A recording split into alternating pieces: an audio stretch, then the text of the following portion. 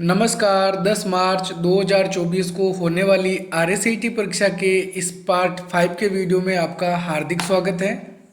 प्रश्न नंबर 1, निम्न में से कौन सा एप्लीकेशन सॉफ्टवेयर नहीं है? Windows XP, VLC media player, adobe reader या फिर फोटोशॉप। तो सॉफ्टवेयर जो है कंप्यूटर में वो दो प्रकार के होते हैं। कौन कौन से? सिस्टम सॉफ्टवेयर और एप्लीकेशन सॉफ्टवेयर। तो जो विंडोज होता है वो सिस्टम सॉफ्टवेयर का भाग होता है, एप्लीकेशन सॉफ्टवेयर नहीं होता है। तो इसीलिए इसमें सही उत्तर क्या होगा? ए, विंडोज एक्सपी, क्योंकि विंडोज सिस्टम सॉफ्टवेयर होता है, एप्लीकेशन सॉफ्टवेयर नहीं होता है। वीएलसी मीडिया प्लेयर जो म्यूजिक सुनने या कोई भी गाने चलाने के काम में लेते हैं। एडोब रीडर पीडीएफ फाइल को ओपन करके देखने के काम लिया जाता है। फोटोशॉप के अंदर फोटो को एडिट करने का कार्य किया जाता है। अगला प्रश्न नंबर 2, जॉयस्टिक मुख्य रूप से किसके लिए प्रयोग होता है? स्क्रीन पर ध्वनि को नियंत्रित करने, टेक्स्ट एंटर करने, कंप्यूटर पर गेमिंग खेलने या फिर प्रिंट टेक्स्ट करने के लिए। तो जॉयस्टिक का प्रयोग किस लिए किया जाता है? कंप्यूटर पर गेम खेलने के लिए। जॉयस्टिक एक इनपुट डिवाइस होता है और इसके द्वारा कंप्यूटर पर गेम खेला जाता है।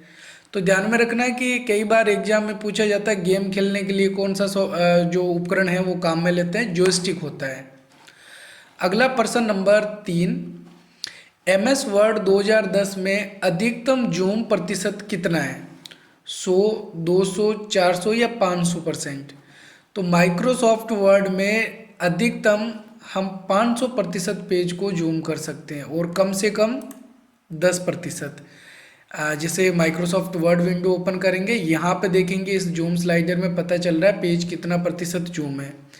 इसको कम से कम 10% जूम किया जा सकता है और ज़्यादा से ज़्यादा 500% जूम कर सकते हैं। अगला प्रश्न नंबर 4, एफटीपी का पूरा नाम क्या है?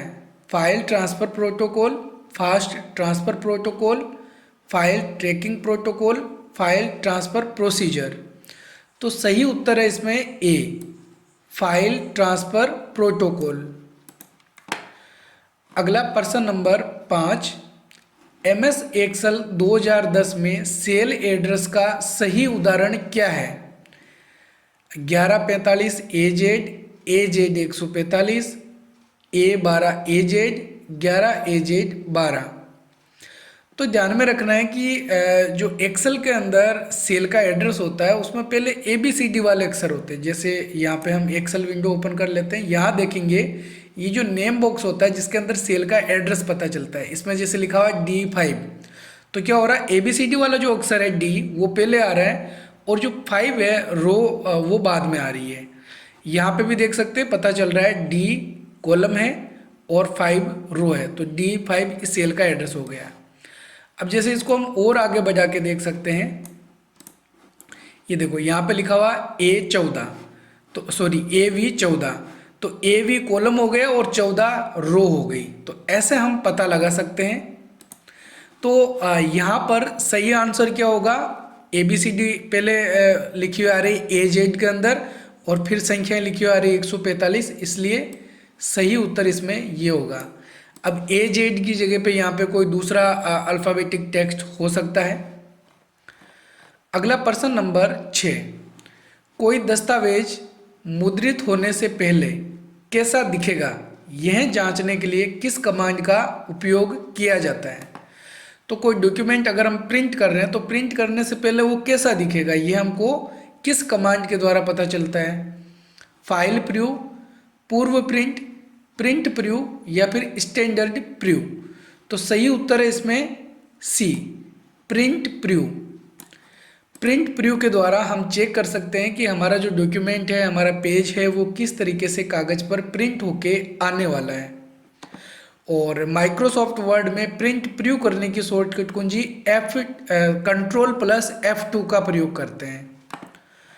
अगला प्रश्न नंबर 7, मानव और मशीन में अंतर करने के लिए इंटरनेट पर प्रयुक्त चुनौती प्रतिक्रिया प्रमाणीकरण को क्या कहा जाता है? OTP, कैप्चा, QR कोड या फिर पासवर्ड। तो इसमें सही उत्तर है बी, कैप्चा कोड। आपने देखे होंगे जब हम किसी वेबसाइट पे लॉगिन होते हैं तो आईडी पासवर्ड के साथ में नीचे कैप्चा कोड दे रखे होते हैं। ये कोड जो है वो टेढ़े मेढ़े अक्षरों के अंदर लिखे हुए होते हैं, जिनको देख के हमको टाइप करना होता है, या कई बार जोड़ने घटाने गुणा करने के भी संख्याएं उसमें दे रखी होती है, तो वो देख देख के या फिर जैसे भी हो हमको सॉल्व करना होता है। कैप्चा कोड जो है उसको मशीन नहीं पढ़ सकती, इसीलिए इसको टेढ़ा मेढ़ा लिखा जाता है। तो मनुष्य इसको पढ़ के है जैसे ही वापस एंटर कर देगा या फिर जो भी होगा उसको सॉल्व करेगा। अगला प्रश्न नंबर 8, निम्नलिखित में से कौन से वेद सर्च इंजन है? Twitter, Facebook, Google Plus, web spider, indexing निर्णय engine, Google, Bing, Yahoo, Microsoft Edge, Mozilla और क्रोम। तो सही उत्तर है इसमें सी, गूगल, बिंग और याहू। ये क्या है? सर्च इंजन के उदाहरण है। आपको इनको अच्छे तरीके से याद रख लेना है। मुख्यतः सर्च इंजन ये 3 ही हैं जो ज़्यादातर पूछे जाते हैं एग्जाम के अंदर, गूगल, बिंग और याहू। इसके अलावा Microsoft Edge, Mozilla, Google Chrome ये क्या होते हैं? ब्राउज़र होते हैं। ट्विटर, फेसबुक, गूगल प्लस ये किसके उदाहरण है? सोशल मीडिया के उदाहरण हैं। अगला प्रश्न नंबर 9, टेक्स्ट टाइप करते समय टिमटिमाती हुई दिखाई देने वाली लाइन को क्या कहा जाता है? टैब, कर्सर, एंटर या फिर आइकन। तो जब हम कोई अक्षर टाइप करते हैं तो टिमटिमाती हुई जो लाइन दिखाई देती है उसको कर्सर कहा जाता है। हम जो अक्षर टाइप करते हैं वो उसी स्थान पे टाइप होते हैं जहाँ पे ये कर्सर होता है। अगला प्रश्न नंबर 10, निम्न में से टॉगल कुंजी कौन सी है? Caps lock, num lock, scroll lock या फिर ऑल ऑफ द अबव। तो इसमें सही उत्तर है D, all of the above. ये तीनों कुंजियाँ क्या है? टॉगल कुंजियाँ हैं। टॉगल कुंजियों की संख्या कीबोर्ड में कितनी होती है? 3 होती है। लॉक यानी कि जो ऑन ऑफ वाली कुंजियाँ होती है कीबोर्ड के अंदर, उन्हीं को टॉगल कुंजियाँ कहा जाता है। अगला प्रश्न नंबर 11, किसी फाइल या फोल्डर को रीनेम करने के लिए किस शॉर्टकट कुंजी का प्रयोग करते हैं? किसी फाइल फोल्डर का नाम बदलना हो, एंटर, बैक स्पेस, टैब या फिर F2। तो सही उत्तर है इसमें F2।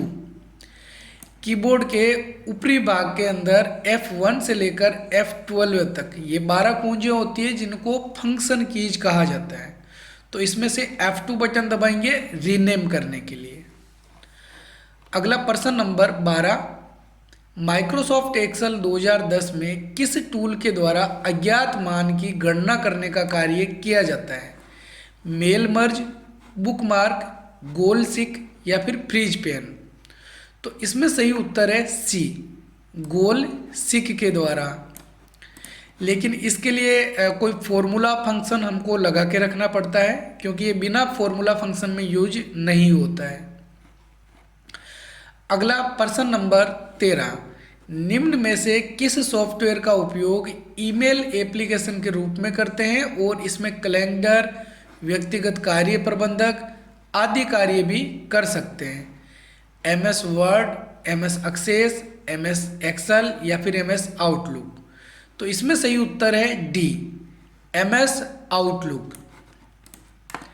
MS आउटलुक का कार्य मुख्यतः ईमेल भेजना होता है और साथ में इसमें हम व्यक्तिगत कोई कार्य प्रबंधक कैलेंडर का उपयोग भी कर सकते हैं। अगला प्रश्न नंबर 14, इनमें से कौन सा उपकरण इनपुट नहीं है? माउस, VCR, प्रिंटर या फिर वेबकैम। तो कौन सा उपकरण इनपुट नहीं है यानी कि आउटपुट है? प्रिंटर क्या होता है कि आउटपुट उपकरण होता है, प्रिंटर के द्वारा आउटपुट प्रदान किया जाता है। ठीक है। माउस इनपुट होता है। VCR की फुल फॉर्म क्या होती है? Bar code reader. जो लंबी लाइनें होती है बार कोड वर्टिकल लाइंस, उनको पढ़ने के लिए VCR का प्रयोग करते हैं। और वेब कैम तो जानते ही होंगे आप, जो कैमरा होता है कंप्यूटर से कनेक्ट जो कैमरा है उसी को ही हम क्या बोलते हैं? वेब कैम बोलते हैं। अगला प्रश्न नंबर 15, टास्क बार पर सॉफ्टवेयरों की खुली हुई सभी विंडोज को मिनिमाइज करके सीधे डेस्कटॉप पर पहुंचने के लिए किन शॉर्टकट कुंजियों का प्रयोग करते हैं। तो बहुत सारे सॉफ्टवेयर अगर हमने टास्क बार पे ओपन कर रखे हैं और सभी को एक साथ में मिनिमाइज करके हमको सीधे डेस्कटॉप पे पहुंचना है, तो कंट्रोल एंटर या फिर Alt control D, window D या फिर कंट्रोल शिफ्ट ओ, कौन सी शॉर्टकट कुंजी होगी इसमें? सी, विंडो प्लस डी शॉर्टकट कुंजी का प्रयोग कर सकते हैं सीधे डेस्कटॉप पे पहुंचने के लिए। अगला प्रश्न नंबर 16, प्रिंटर की आउटपुट गुणवत्ता को किस में मापा जाता है? वर्ड प्रति मिनट, करैक्टर प्रति मिनट, डॉट प्रति इंच, पावर प्रति सेकंड। तो प्रिंटर के आउटपुट की जो गुणवत्ता है उसको मापना है, क्वालिटी को मापना है। तो क्वालिटी मापने के लिए डीपीआई का प्रयोग करते हैं, डॉट पर इंच का प्रयोग करते हैं। कई बार ये क्वेश्चन भी आता है कि डीपीआई की फुल फॉर्म क्या होती है? तो डीपीआई की फुल फॉर्म क्या होती है? डॉट पर इंच। अगला प्रश्न नंबर 17, डॉक्यूमेंट फाइल बनाने के लिए किस एप्लीकेशन सॉफ्टवेयर का प्रयोग किया जाता है? MS Paint, MS Word, MS PowerPoint या फिर एमएस एक्सेल।